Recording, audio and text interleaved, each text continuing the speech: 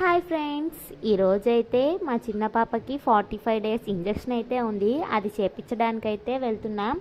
So అందుకని చెప్పి మార్నింగే త్వరగా అయితే అన్ని పనులు చేసేసుకుంటున్నాం. ఇంకా మా అమ్మ అయితే రియా పాపకి స్నానం చేపించేశారు. ఇంకా చిన్న పాప కోసం వాటర్ కూడా పెట్టేశారు. ఇక్కడ చూడండి, రియా అయితే స్నానం చేసి వచ్చేసింది. ఇంకా చిన్న పాపనైతే స్నానం చేపించడానికి మా అమ్మకి ఇచ్చేసాను. సో ఇద్దరికైతే మా అమ్మే స్నానం చేపించారు. చిన్న పాప స్నానం చేసేలోపు నేనైతే ఇక్కడ రియాని అయితే రెడీ చేసేసాను. రియాని రెడీ చేసి అంగన్వాడీకి పంపించాక మేమైతే ఇంజెక్షన్స్కి వెళ్దాం అనుకుంటున్నాం.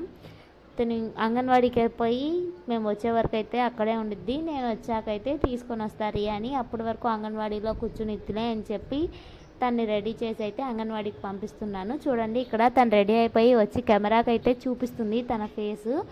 ఇంకా తిని రెడీ అయిపోయాక చిన్న పాప కూడా అయితే స్నానం చేసి వచ్చేసింది.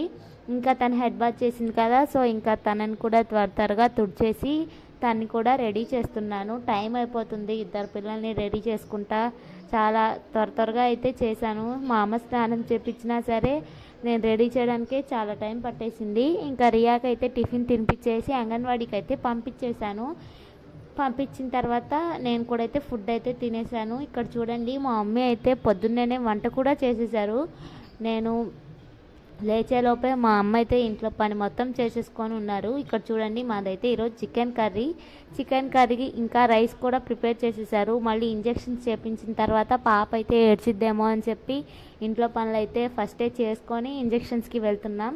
ఇంకా నేను కొంచెం టీ తాగేసి నేను అమ్మ కూడా ఇంకా రెడీ అయిపోయి ఇంజెక్షన్స్ చేయించడానికి అయితే వెళ్ళిపోయాం. ఇక్కడ చూడండి, మా అమ్మ అయితే ఫస్ట్ పాపని తీసుకొని వెళ్తున్నారు. నేను వెనకాల నడుచుకుంటూ వెళ్తున్నాను.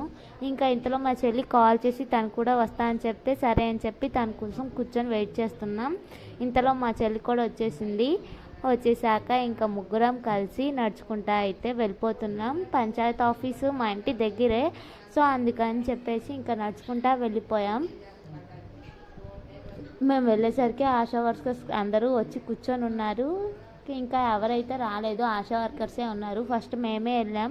ఇంకా కొంతమంది వచ్చాక అయితే ఇంజెక్షన్ చేసినప్పుడు అయితే చాలా ఏడ్చింది. చేతికి 1 2 కాళ్ళకి చేశారు.